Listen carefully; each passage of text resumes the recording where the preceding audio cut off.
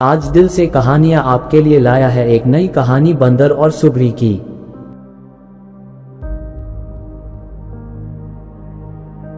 दूसरों की मदद करना और दूसरों को विपत्ति के समय ज्ञान देना दो अलग बातें हैं और अक्सर लोग बस ज्ञान की बातें करते हैं कि तुम्हें ये करना चाहिए या तुम्हें वैसे करना चाहिए था। ये सब छोड़कर हमें विपत्ति के वक्त लोगों ही हमेशा मदद करनी चाहिए।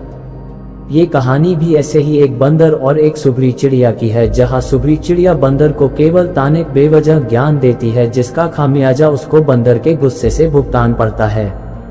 हमें पूरा भरोसा है कि कहानी पढ़कर आप भी सुबरी चिड़िया की तरह व्यवहार करना छोड़कर सभी की मदद करेंगे और साथ ही बंदर की तरह किसी पर भी गुस्सा नहीं होंगे। सुंदर वन में ठंड दस्तक दे रही थी।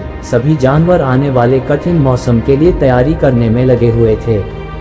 सुबरी चिड़िया भी उनमें से एक थी। हर साल की तरह उसने अपने लिए एक शानदार घोंसला तैयार किया था और अचानक होने वाली बारिश और ठंड से बचने के लिए उसे चारों तरफ से घास फूस से ढक दिया था। सब कुछ ठीक चल रहा था कि एक दिन अचानक ही बिजली कड़कने लगी और देखते देखते घनघोर वर्षा होने लगी। बेमौसम आई बारिश से ठंड भी बढ़ गई और सभी जानवर अपने अपने घरों की तरफ भागने लगे। सुबरी भी तेजी दिखाते हुए अपने घोंसले में वापस आ गई और आराम करने लगी।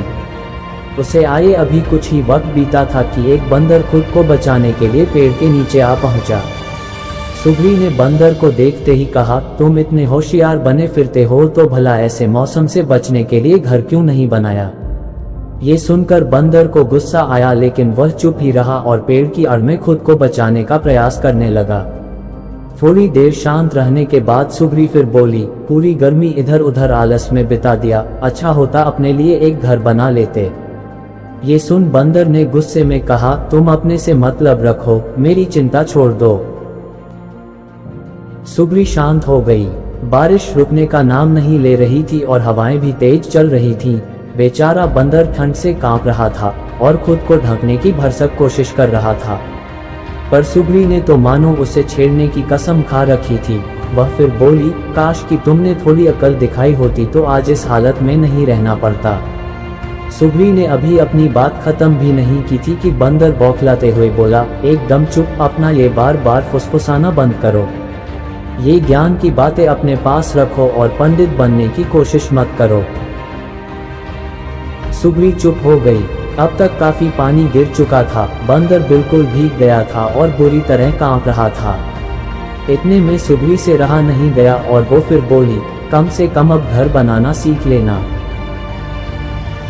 इतना सुनते ही बंदर तुरंत पेड़ पर चढ़ने लगा। भले मैं घर बनाना नहीं जानता, लेकिन मुझे तो ना अच्छे से आता है।